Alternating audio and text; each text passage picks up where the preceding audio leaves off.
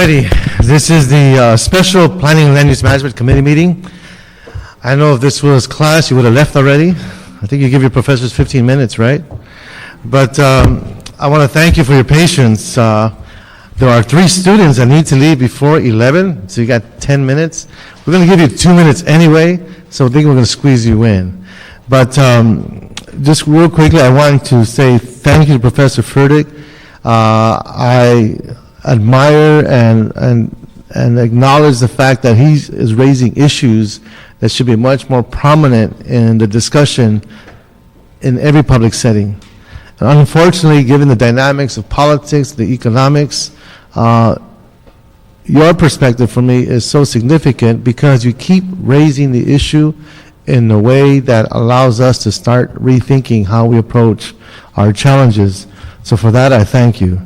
But without further ado, let me call up these students and then we'll get into more elaboration. So we have with us Professor Furtick. Would like the students to speak first and then you follow up with them? Thank you so much for convening this. Well, come on up to the microphone. You can sit at the microphone if you like, sir. We have 4 microphones and we'll invite the students. We have Lauren Ruskin, Efren Bryant. Lauren had to leave, but somebody wanted to read her comments. Okay, Efren Bryant. Who else had to leave? I heard there's 2 or 3 students. So come on up to the microphone.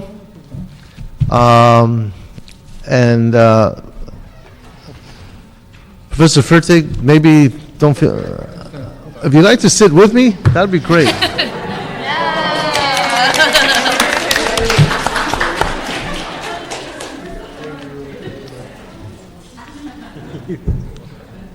So that, you can tell me which person to cut off. No, just kidding. Okay. All right. Lauren Ruskin. My name is Priscilla Sabavar, and I'll be speaking in place of Lauren. She had to leave. Oh, apologize. So I'll be speaking in place of her. While exploring the East Hollywood community in an effort to gain insight into the needs of community members, we stopped in a small salon and spoke with a Filipino family who both owned and worked there. We asked one member about the homeless population in the area, and much to our surprise, he expressed his fear that it soon would include his family. Because the cost of rent for both their home and their business have risen so quickly, the family struggles to pay their monthly bills and have been frantically searching for affordable housing, but to no avail. Their eyes lit up when we told them we were here advocating for affordable housing policies, but we unfortunately had to leave them back where they started, on a 5-year-long waiting list for housing assistance. If your constituents are afraid to be living among those who need affordable housing, they need to realize the truth is that they already are. Helping families like this one to continue to live in the communities that they already call home by providing affordable housing will help to keep not only individuals and families on their feet, but also help communities to continue to thrive. Thank you very much. And again, I want to shorten my comments until after we allow the students who are pressured for time to speak first. Who else do we have? Mr. Bryant? Hi. Sir? First off, let me say thank you to Councilman Reyes who made it possible for me to be here today. And your full name, just for the record? Efren Bryant. And your address? It's okay, we're not going to follow you. But just for the record, we asked for the name. 9315 Lincoln Boulevard. All right. Yeah. Welcome. Thank you. We all know we have the resources necessary to eliminate homelessness in its entirety, but we have to stop being afraid.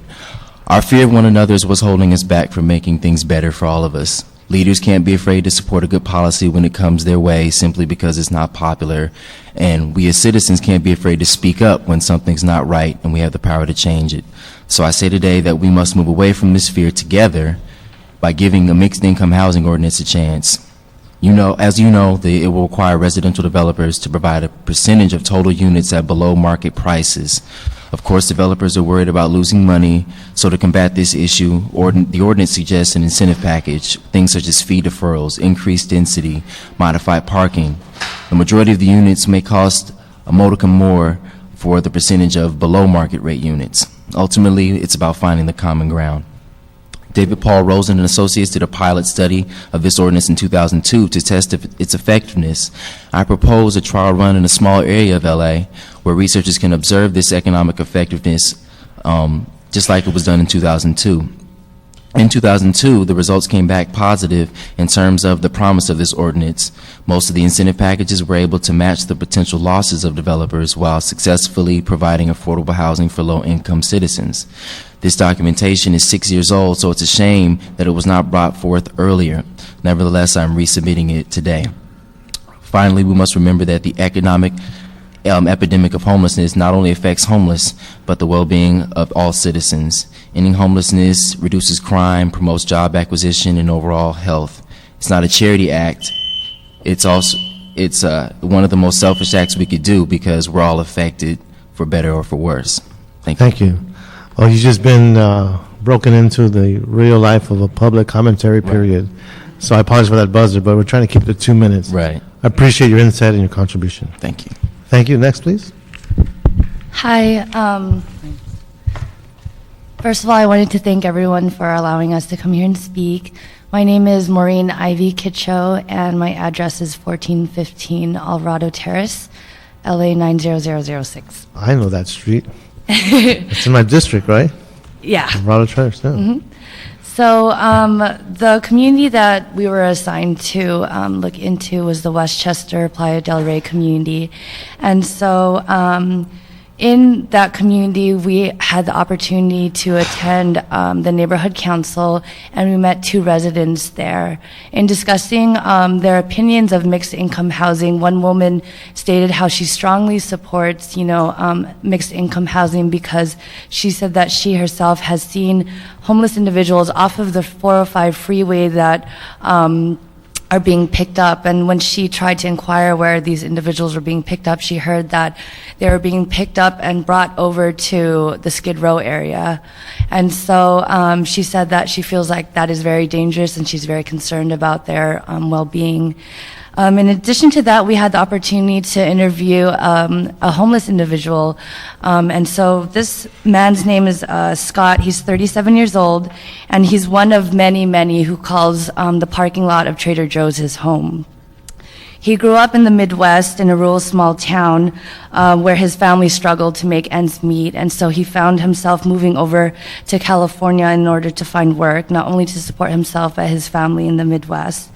And so the age that he left the Midwest was a very young age. He said that he didn't even complete high school and is unable to read. And so upon arriving in Westchester, he struggled not only to find work, but to access resources, because there's very few resources in Westchester. And so he talked about how it's such a... Go ahead. You want to okay. conclude? Well, basically, I feel like it's really important to support mixed income housing so that these individuals aren't faced with these like daily struggles of finding work, shelter, a place to live. And so with supportive housing and supportive services, I feel like individuals like Scott, will be able to survive and make it the next day. So thank you for listening. Thank you. Thank you for taking the time. Yes, please. Morning. My name is Melissa Hatanaka, and my address is 15910 Ann Ellen in Hacienda Heights. This morning, I would like to engage you in a story about an individual who, like so many, faced the struggle of finding affordable housing. Herman grew up in East LA, the youngest of 7 brothers and sisters, and after not having a clear path after high school graduation, he enlisted in the Army at age 18, and after 3 years of training was shipped off to the Gulf War. He spent 2 years overseas before receiving an honorable discharge due to a leg injury that occurred while in action. Upon returning to the LA area, Herman moved to the neighborhood of Westchester after receiving a job recommendation. Quote, "I moved out here for a while. I was doing okay. I was paying rent. Things were good for me," end quote. Then a year later, Herman suffered another injury at work, which subsequently forced him to quit. It was only a few short months before he found himself homeless and on the streets. Quote, "I didn't have no one to turn to. I didn't want to go back to East LA, so I went to a few shelters, worked some construction jobs, and here I am," end quote. Herman further reported that a few years ago, he went into Homes for Life, an agency he had heard provides housing, to obtain some assistance, and unfortunately, he was turned away because they only serve individuals who are mentally ill. Quote, "There's not much stuff out here for us regular guys," end quote. When asked if he had ever inquired about obtaining low-income housing, he reports they only take people who have consistent jobs, and as a construction worker, he basically takes whatever job he can get. Quote, I mean, I got some money, to stay in a motel once in a while, but for the most part, this is home. For Herman, home refers to a tent behind the local Trader Joe's where many homeless individuals in the Westchester community reside. And through the struggle to remain positive, he reports spending some nights in shelters around the city. As seen in Herman's case, the implementation of mixed-income housing would result in a significant increase in their quality of life. Additionally, in affording the individuals the luxury of having 4 walls and a roof, the process itself could begin to instill hope in all of us that equality, regardless of socioeconomic status, is possible. I first want to thank you for your patience. Also, before you leave, this is an official committee meeting. Everything you share with us today will be on record. The information will be distributed as a courtesy to the respective council districts, just as an information piece. That would be my intention. So I appreciate, again, your input. And I think what you're doing, and I'm hoping to hear, is that we're going to start placing real human being cases, real people, to how our zoning is impacting our quality of life in our city. So to me, there's a relationship here. So I want to thank you for your hard work. Appreciate that. Is there anyone else pressured for time? Okay, the whole class, right, is pressured for time. Let me rephrase that. If I don't call you in the next 5 minutes, will you leave? Can you give me a little bit more time? Appreciate that. Well, do you definitely have to go? Well, come on up. Make it quick and to the point. Good morning. Good morning, Councilman Reyes. I thank you for welcoming the USC School of Social Work here. Very much appreciated. My name is Anthony E. Avelar, 425 Sefton Avenue, Monterey Park. We did a critical assessment of Atwater Village, Elysian Park, and Glassell Park, 3 cities within Eric Garcetti's district. Atwater Village is composed of rental prices for 1-bedroom and 1-bath units for $1,975. Whereas we looked at Elysian Park, and we have families that are living below poverty, making $30,000, and they have 6 members. So we ask ourselves, why are we seeing these units being built if families cannot afford them, and why are landowners, contract developers welcoming these people into these units when they cannot make ends meet? We have families that have multiple jobs that are suffering every day, wondering if they will have water, power, light to do their homework, to make a decent living, and yet they worry every night. I drove through Elysian Park last week, and I saw families with worried looks. I asked them, what do you feel? They said, we are lost. It's supposed to be the city of angels, but we are a city of transients now. Elysian Park is surrounded by the following neighborhoods: Cypress Park, Silver Lake, and Glassell Park. The population stands roughly at close to 12,500 people. These statistics are from 2000, however. I met with a Latino man named Manuel, who has been in and out of shelters at the House of Mercy and Salvation Army. He said, I saw an ad in the LA Times about a week ago for a 1-bedroom, 1-bath apartment on Scott Avenue at Portia Street for $1,875. How does that make sense when you have a family trying to live their daily life and they cannot make rent? This neighborhood has a history of lost identity and losing its residents because of a small handful of land developers being in pursuit of economic power and distinction, such is the case of Chavez Ravine, when they pushed out a Mexican-American community for a spot in having a baseball team that wastes its money now. Thank you. Thank you, Mr. Avelar. I can tell you, just coming from Dodger Stadium, that really hurts. But at the same time, you should know that as we go through these changes, your observations will continue to stimulate this discussion. And at the end, we'll talk about the complexities of what we're going through. But it's unfortunate you have to leave. But hopefully your classes will share that with you. Yes. Thank you, Mr. Avelar. Mr. Fertig, Professor Fertig, I was hoping perhaps you can give us an introduction about the class and just short synopsis, because I dove right into the speakers. I know they had to leave, but I was hoping we could provide an introductory summary of what's in front of us. These are all graduate students in social welfare at the University of Southern California, and they're all studying social welfare policy and how the policies that are made by public bodies such as the LA City Council impact upon the conditions of homelessness. People are homeless for a variety of reasons, but fundamentally, these are persons who are part of the fabric of our society. And they're on the streets now, and we celebrated very much your authorship of a mixed income housing ordinance that would help to place these people in mainstream opportunities. And we see that working in combination with wraparound social services, and are prepared to support your efforts in securing that.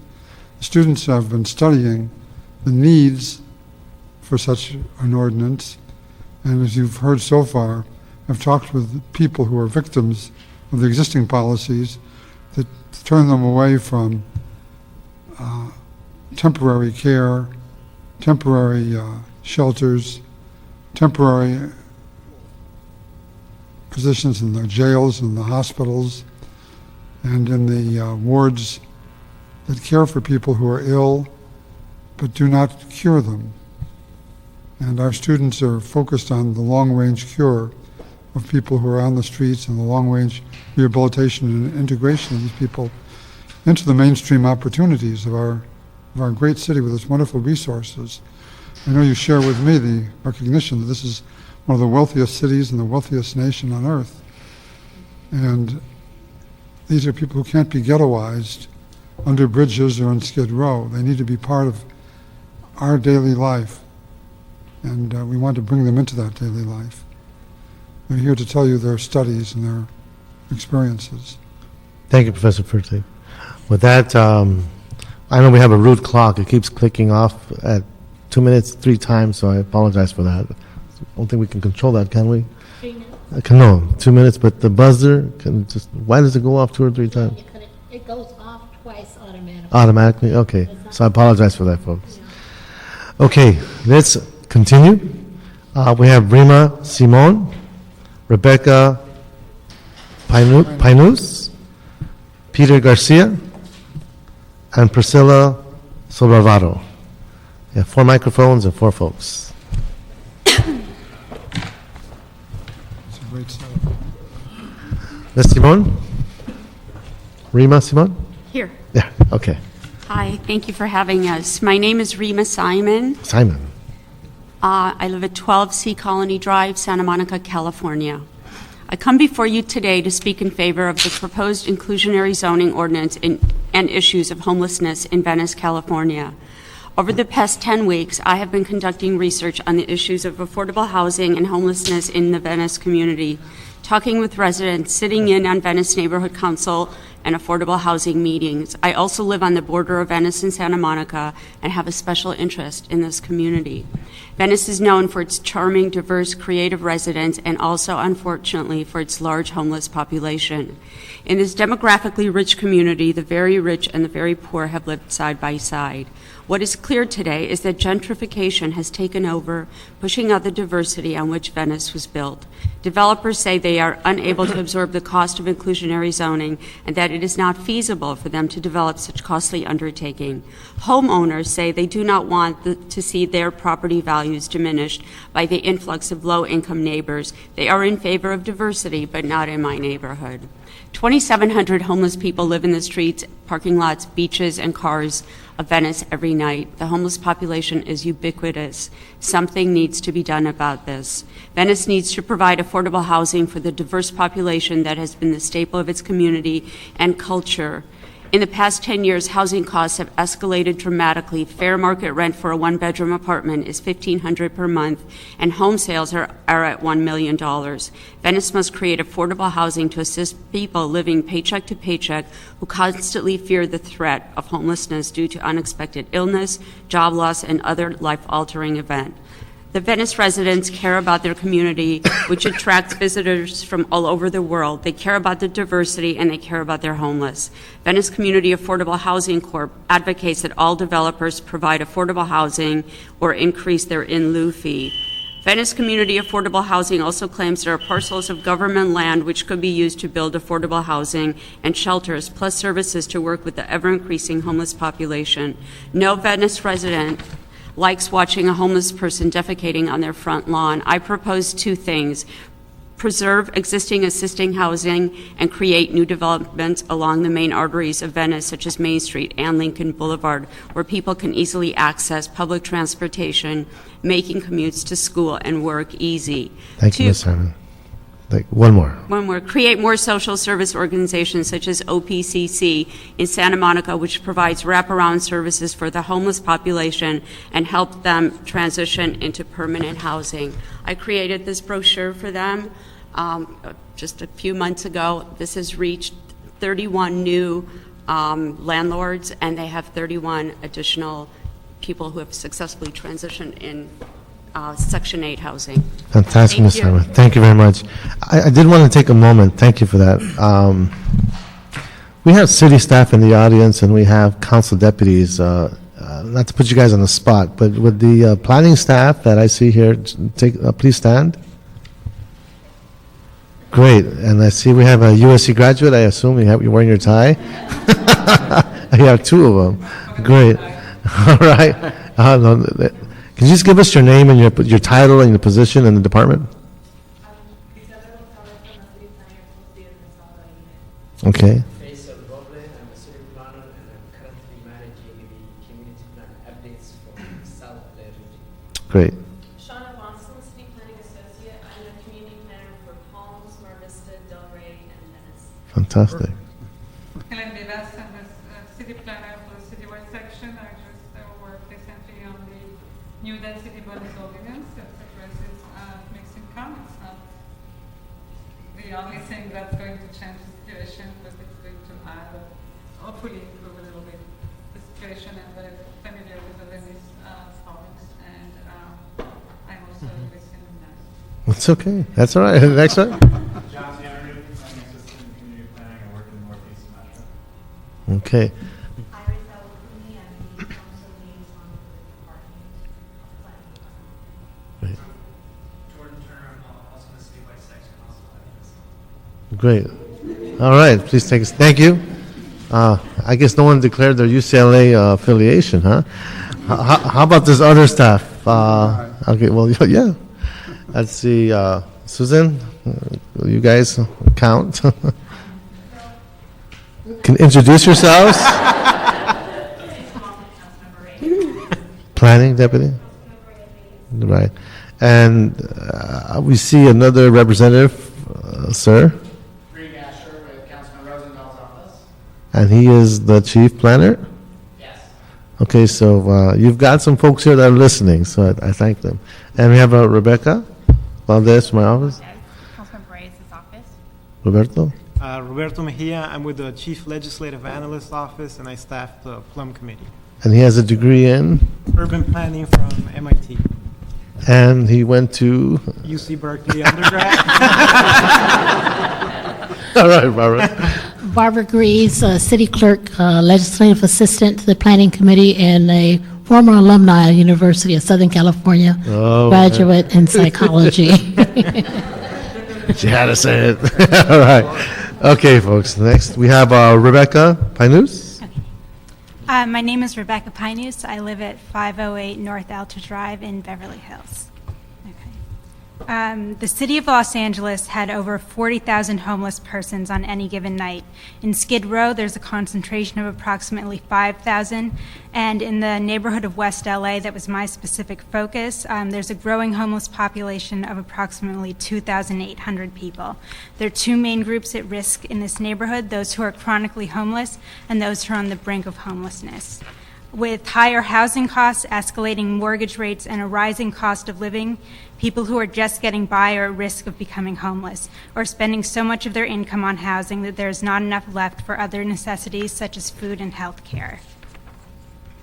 According to census data, in the larger area that includes West LA, over 40% of renters were spending too much of their income, according to what the federal government considers to be the standard. For example, if Bernie Garcia experienced a job loss or a medical emergency with one of his 3 children, he and his family could face homelessness. Garcia is a 36-year-old car washer who has been a resident of West LA for 7 years. Garcia said that the rent has gone up every year in the one-bedroom apartment he shares with his wife and children, ages 13, 9, and 5. He currently pays $1,200 a month for housing. Zoning is the best solution for homelessness and the lack of affordable housing. Martha Burt and Tina Martinez conducted a study of 236 homeless individuals who were in permanent supportive housing in San Francisco in 2006. 81% of the formerly homeless residents retained housing for at least 1 year.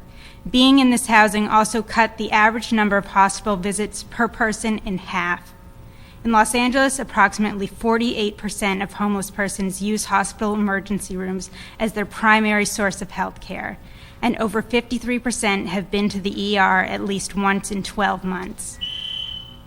Hospitalization is 49 times more costly than providing supportive housing. Ms. Pennis, you are concluding, right? Yes. Okay. The cost of 1 day in the hospital is equivalent to the cost of almost 45 days in supportive housing. So I hope you will support inclusionary zoning to combat these problems. Thank you. It's a very complicated issue, a lot to say in 2 minutes. I appreciate the challenge you have, but it's good practice. The attention span of some of the elected officials is now beyond that. So, please, next. My name is Peter Garcia, and I live in 1024 South Pine Street in San Gabriel, California. Pretty much what I'm giving today is part of my research, what I found, and also my life experience. We have the opportunity to be innovative right here with this ordinance. And we have the opportunity to be innovative because on the surface, yes, we're going to help individuals who are socioeconomically challenged, but we're also going to help individuals who are culturally poor. And what I mean by culturally poor is that, there are parents and families that their youth have to work at the age of 17. They have to drop out school so in order to provide enough money to pay rent. Or single mothers who have to come home after work to leave to their next job and never give their children the time to teach them how to read, to learn to do math, to learn to do their English, or have the time to go to their after-school play and record them to instill self-esteem in these young children. And we talk about in this society about assimilation. I think that mixed income housing will help these individuals to stay with their children, help them to learn to love to read, help them to bond with different diversity cultures, not just the same neighborhood, a black neighborhood, a Hispanic neighborhood, white neighborhood, but a mixed income housing would bring all these different diversity cultures together. I mean, we do talk about that. We do talk about assimilation in our society. We do talk about becoming more educated, and we do talk about gaining upward mobility. I think this would give the best opportunity for us to allow us to do that. Thank you very much for your time. Thanks, Garcia. Under 2 minutes, that's cool. Priscilla Sablavado? Hi, yes. Priscilla Sablavaro, 11115 Sherman Way, Sun Valley. LA County has the highest homeless concentration. As you know, it's about 88,000 persons countywide at any given night. That's by LAHSA's 2005 count. LA County invests more than $500 million each year in income support services and housing to help people stay out of homelessness. Yet the investment in homeless programs is clearly not enough to meet the need that we have. I feel that mixed income housing is an investment that will pay off in the effort to prevent and reduce homelessness.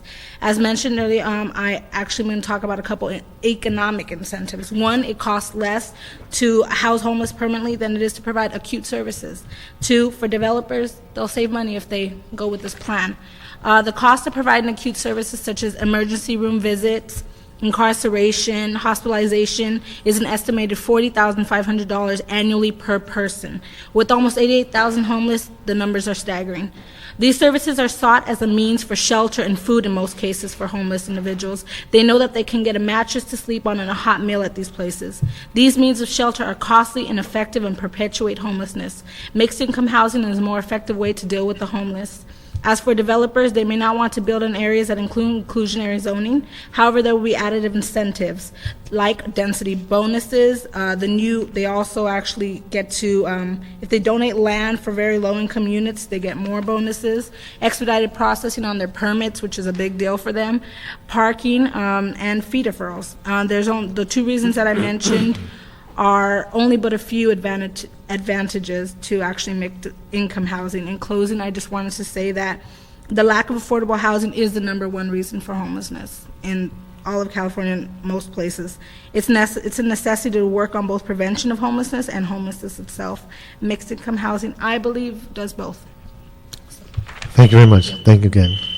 Okay, our next crew of students would be Teresa Garcia, Argelis Ortiz, Camille Q, I believe, and Yuko Ohashi. May I say, Councilman, that Yes. the students have also gathered some letters of support for the ordinance from people at the neighborhood level. Great. So with your permission, they could turn them into Yes. Ms. Greavy. Yes. Okay, Ms. Garcia. Good morning. I'm here to speak on behalf of mixed affordable housing, inclusionary zoning.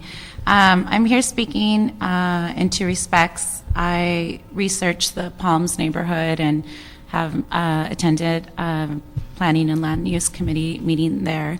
There is a need for affordable housing. While speaking to different members of the police department and community members, they feel that there's not a strong need of housing for the perpetual homeless people. They feel in that neighborhood that they don't have very many people dwelling on the streets, or they go into different areas outside of Palms.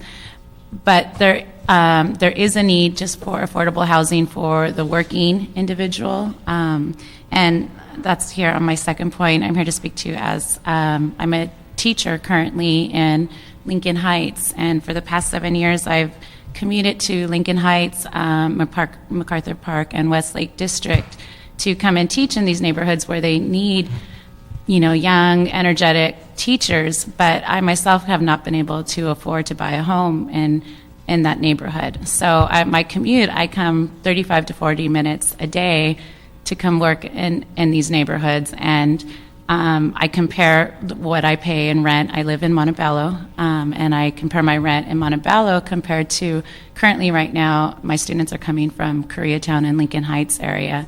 And, I teach 12th grade economics, and we were discussing this today, and to me it was amazing that most of my students their parents are paying the similar amount of rent, which is between $1,200 to $1,300. And meanwhile, I have a 3-bedroom house, and they're living in a 1 to 2 bedroom apartment. And I wonder how their parents, as working parents, sometimes working 2 to 3 jobs, manage to pay that when I struggle on a month-to-month basis with the teacher's salary. And that, I believe, is a great perspective as a teacher. So I appreciate that.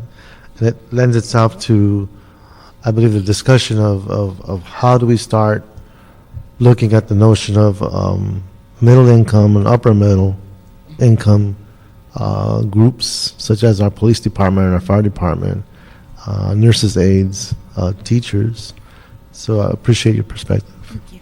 Argelis Ortiz? I hear. Hi. Hi, Councilman member. My name is Argelis Ortiz, and I live at 2222 South Figueroa, a few minutes from USC. My classmate and I were up to the challenge to gauge the acceptance of mixed-income housing being implemented in the neighborhood of Brentwood. The goal of the course was to assess the best way homeless could be reduced and implementation of mixed-income housing in the entire city of LA. We met with the Brentwood Community Council, who did not oppose the concept of mixed-income housing, but who wanted to be clear that they were in favor of affordable housing as long as it was built up to city code and under the BCC's expectations. Did you say Brentwood? Brentwood. Okay. Yeah. Okay. The affluent neighborhood. Did it tell you where it could be built? No, go ahead. So several local stakeholders on San Vicente Boulevard, they welcomed the idea of mixed-income housing, but they wanted to sign an official petition. So if you guys want to go out there, they're available and they're ready. The people who are tremendously approved of the idea are the veterans of the VA. Although it is a federal campus, or it is a federal state-run campus, but a lot of those people live either in downtown or in the Long Beach area, or are basically homeless and do not live around the Brentwood area because they're always pushed out to Santa Monica or the neighboring cities. I also want to talk about my personal experience as a worker, service provider of Children's Institute, I work with wraparound services, and I see that these families are either paycheck to paycheck, one DV incident away, or one getting kicked out of school and have to relocate because the kid has to go to school closer to his house. And the need for mixed income housing will solve a few of the issues, but not won't solve the entire homeless issue, though it would help out. So please help us out. Thank you. All right, 2 minutes. Camille? Hi. Welcome. Thank you so much for allowing us to speak here today during our meeting. I did research on social service agencies and homeless shelters to gauge the support they had for inclusionary zoning. So I'm going to be reading a letter from the director of St. Vincent's Cardinal Manning Center. It's a homeless shelter located in the Skid Row area. These were her thoughts. She states, obviously affordable housing is a major need in the city, but affordable housing mixed with market rate housing can eventually lead to the end of the ghettos of Los Angeles. There is nothing quite as demoralizing as having to tell a young mother who has been approved for affordable housing that the neighborhoods where such housing is available are often those in which violence rules the streets. The conflict in choosing between rearing her children in such an environment or going without housing is all too real. I wouldn't want to have to make such a decision. Others shouldn't be expected to do so either. I realize that the primary reason for inclusionary housing ordinances is to bring more affordable housing online, but the secondary effects are every bit as far-reaching. From my social work point of view, this policy can lead only to a good future for those residents of Los Angeles who need housing they can afford, but who do not wish to be relegated to undesirable neighborhoods.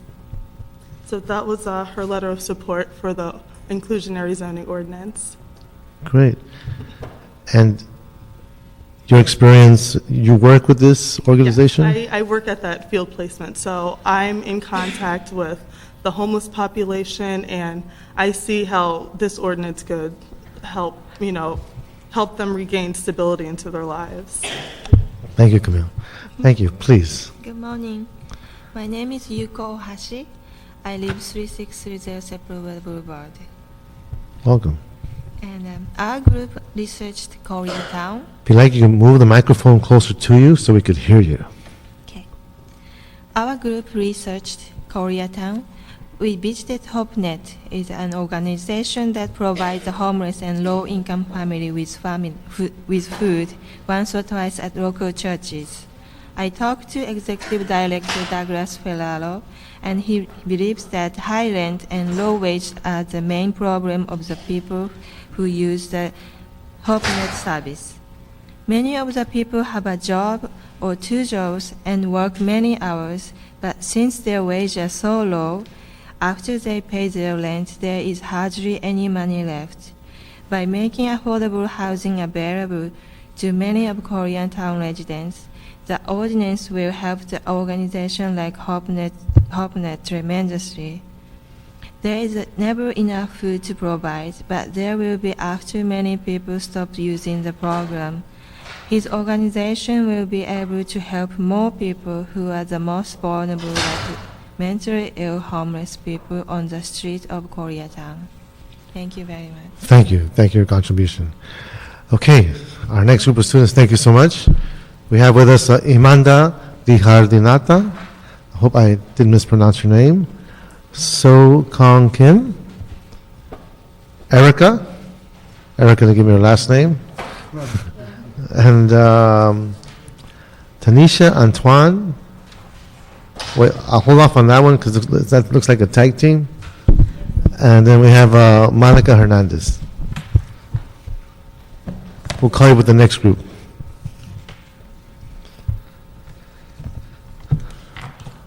Iman, would you like to start? Good morning, Councilmember Reyes. Thank you for having us here. My name is Imanda and I live at 10747 Queensland Street. And I'm going to speak on behalf of Mr. Silvano. Quote, I came here 5 years ago to achieve the American dream. I thought graduating with a medical doctor degree from one of the best universities in the Philippines will make me qualified. I'm sorry, Imanda. You are reading a letter from someone else? Yeah. Okay, and who is this person? Mr. Silvano. And who is he? Oh, I met him when I interviewed for my midterm papers. In the HOPNet, he wait for foods to supplement his family. And so he was a recipient of a service? Yeah. To sustain himself, to get food? Yeah. And I see. Okay. Okay, please. I came here 5 years ago to achieve the American dream. I thought graduating with a medical doctor degree from one of the best universities in Philippines will make me qualified to do some work here. But unfortunately, that was not the case.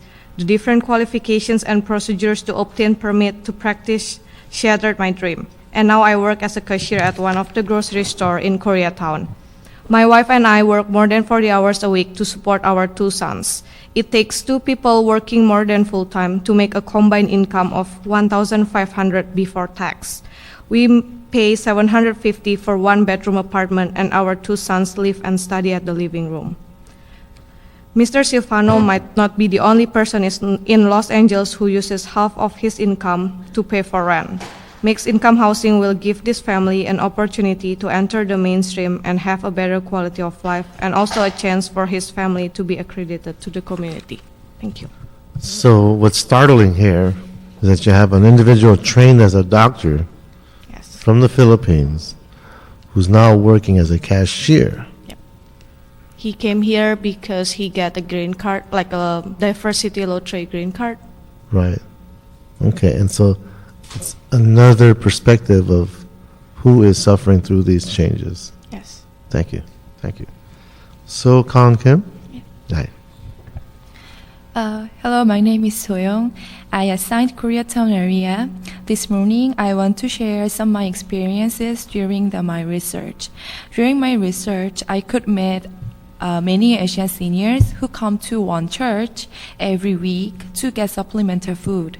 When I asked them why they come to church and where they live, they actually did not want to say about their reality.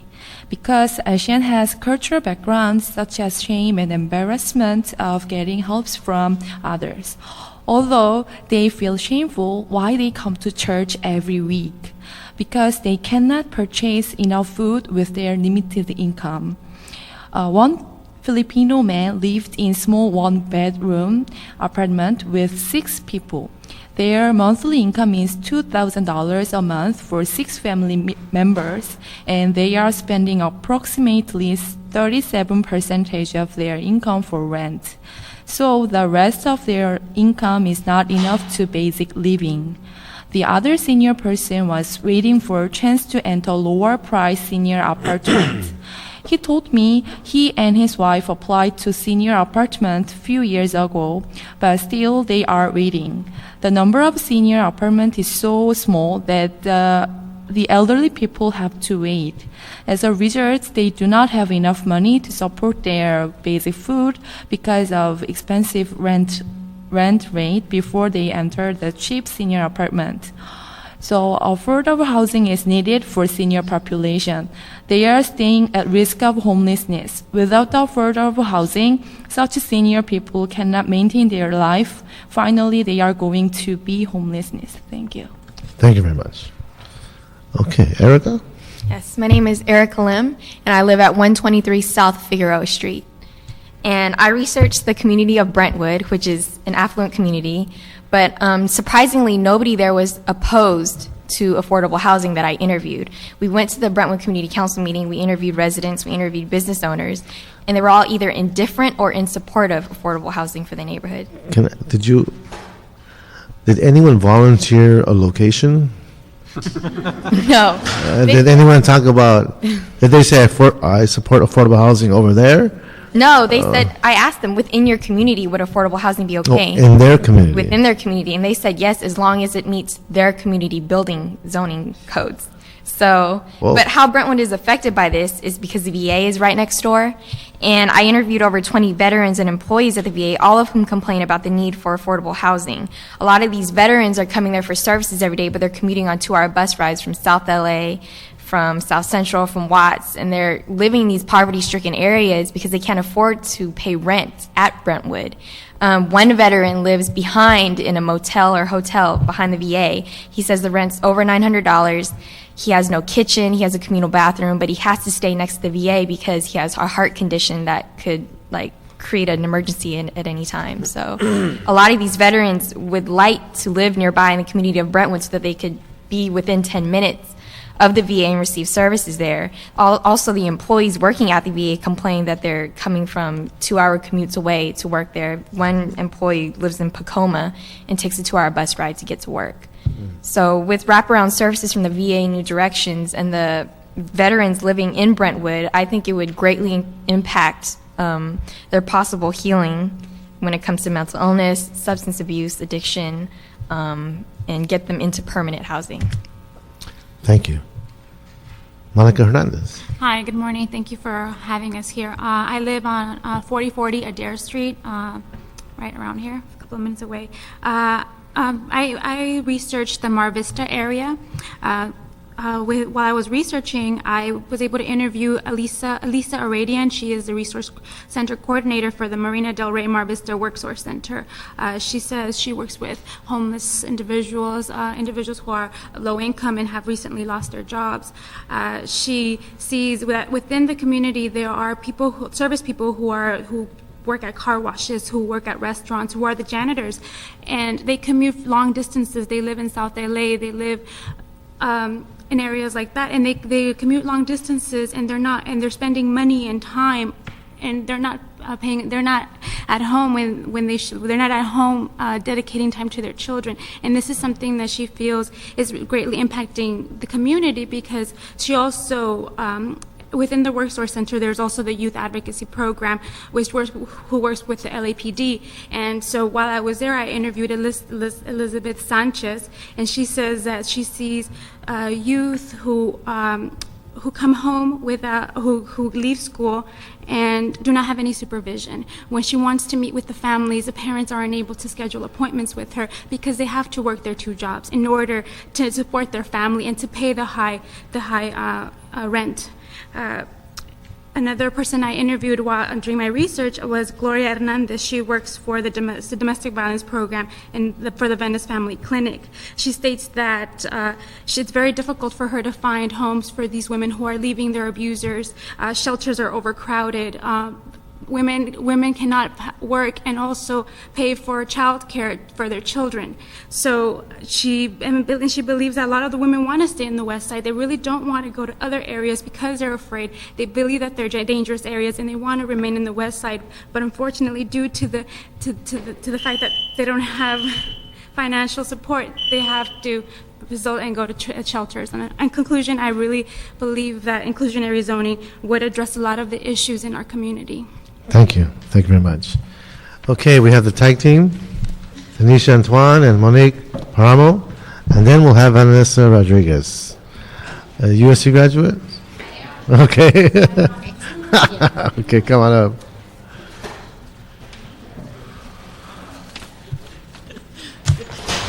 Please give us your name and address. My name is Monique Paramo. My address is 1512 East Newcrest Drive, West Covina, California, 91792. Thank you for having us today. Mixed income housing is not a new idea. It has been around since the 1970s. It has been successfully implemented all across the nation, and today I will give you a brief summary of what I've researched in other states. All around Chicago, Illinois, thousands of homes have been developed as part of mixed income communities. One major effort is Lake Park Place, and a one-year study of this development found that high-income and low-income neighbors interacted well with each other, and they also found that mixed income housing played a part in the reduction of crime in the area. Many believe that after 4 years of operation, Lake Park's Place success is a remarkable achievement. In Massachusetts, many projects have resulted in mixed income housing. The homes at Auburndale Yard is an example in Newton, Massachusetts. It is well designed, well managed, and has provided financial advantages to the developer and social advantages to the community where it is located. And in New York City, the city's housing costs have marched upward, and it has been increasingly difficult for many New Yorkers to afford housing. Mixed income housing has been in their area since 1987. One example is the new settlement apartments in the West Bronx, which has an after-school program and other social services for children's, teens, and adults. And this is in an effort to revive inner-city communities through the concept of mixed income housing. So what I found is that it is a thriving trend in other areas of the nation. Hi, my name is Tanisha Antoine. I live at 1901 West King Boulevard. Just to give. Would you like to bring the microphone closer to you? There you go. Okay. I just want to conclude based on what Monique said. We just covered developments of mixed income housing. Well-executed mixed income housing can be successfully and financially.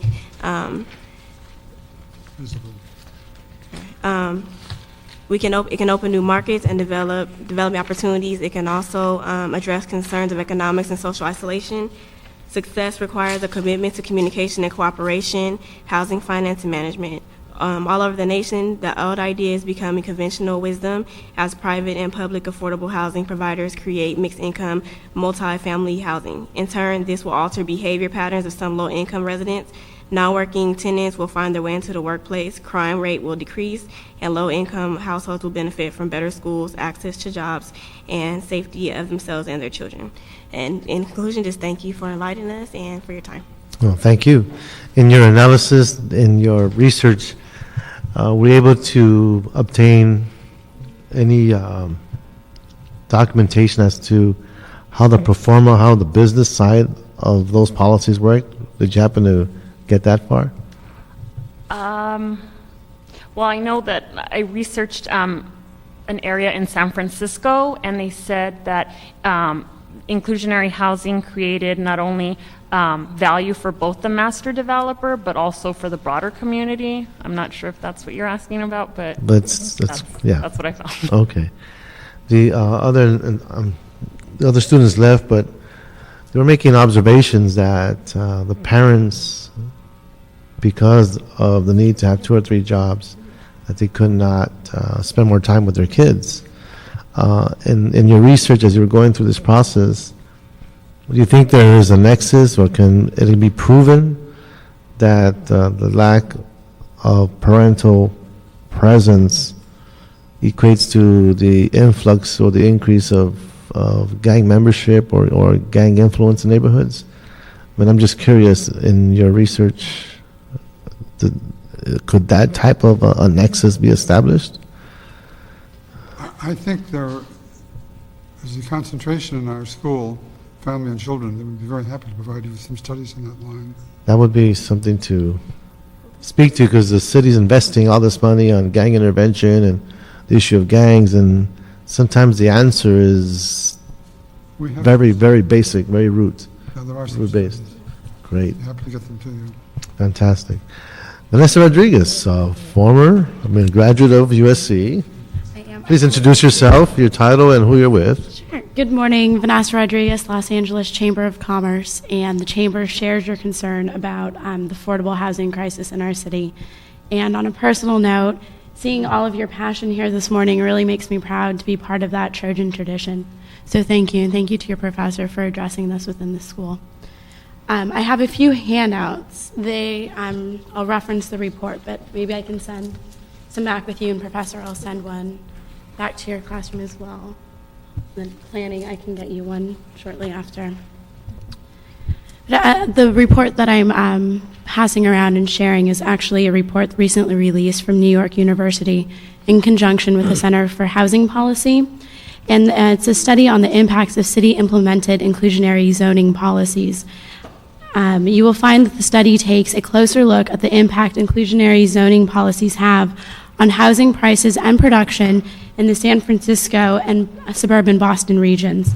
Most notably, the study finds that inclusionary zoning policies have produced only a modest number of affordable units and is not a cure-all for communities' housing challenges.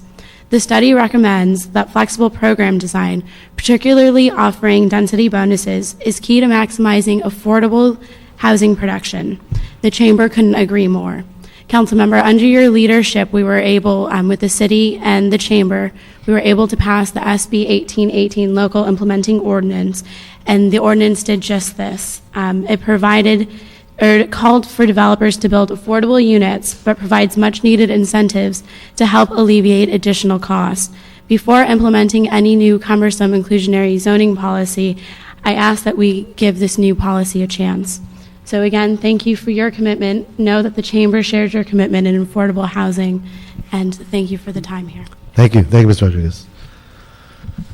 Okay, that concludes the list of speakers. I do want to say, Professor Frederick, if you want to, and in closing, have any closing remarks, and then I'll go ahead and close the committee with my remarks. Well, I thank you very much for convening this hearing and for bringing together staff from the Planning Commission and from other councilmanic offices, as well as your own. The students studied this semester and came to these conclusions and will submit these reports to your office. But we will carry this mission on. We see this as a multi-year effort, and we would look to your office and to your guidance and your leadership to tell us what we can do to promote and to help realize the programs that we're advocating. Thank you, Professor.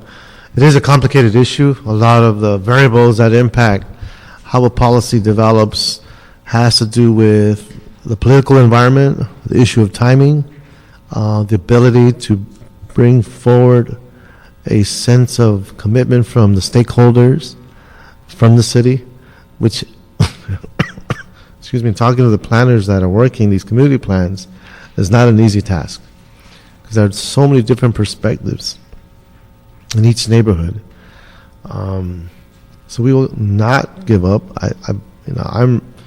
I feel that we need to continue raising this discussion and hope that we can get some traction on a policy that becomes part of the toolbox, if you will, that addresses our capacity to address the demand for housing, looking at strategic ways in establishing the supply, while complementing the communities that will be impacted by these physical changes.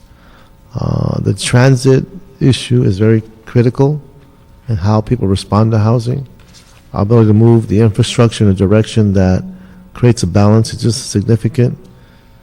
But I believe the planning department, along with the other departments in the city, we are going through a shift in how we approach this notion of planning by asking the very basic question: how do you want to see your community evolve? What is in the community plan? How do you define your neighborhood? And in that process, the information you provide plays a significant role. It's easy to ignore the homeless, but it's also seems to be even easy to forget about the middle class. If you look at our strategic goals in the past 5 years, and look at SCAG, apologize. SCAG has indicated in our 5-year goals for housing, we've met our goals for housing for the very high income end. I think we're like at 180%. Like we've gone over and beyond what that category of income should be targeted for. In the low income, we've hit about 39% of our goals, 39%. It's in the middle income where we only hit 5%. So if you look at the range of need and how you start looking at the shift of our housing stock, there's a lot of work we still need to do. So Professor Frederick, we will continue working with you. I believe it's a great learning experience for us to hear from the students and to be able to isolate these human faces, the human story. And I hope you don't give up. It could be a very despairing environment, but your optimism, your energy truly is needed in our society, and how you focus on your efforts and create new methods of approaching this problem, I think is going to be part of the solution. So, well, thank you for your time, and we'll continue working together. Anyone else here for public comment? Seeing none, the special committee is now closed. Thank you very much. Thank you so much. Thank you for doing this. This is wonderful.